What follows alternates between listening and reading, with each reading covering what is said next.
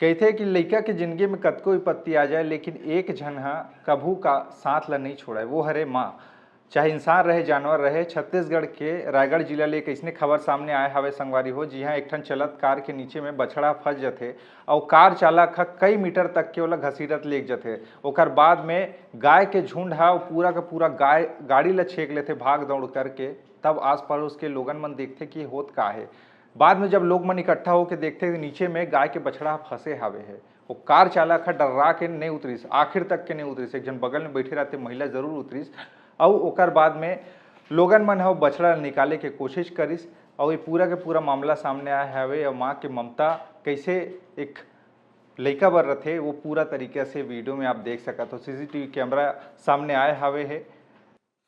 खैर ये पूरा मामला में पुलिस ह कार्रवाई करत हे, कोतवाली पुलिस ह और जेन कार चालक हावे ओकर खिलाफ मामला दर्ज करे गे हावे। फिर ये पूरा मामला में आप मन के विचार काय हवे एला ज़रूर बताहू।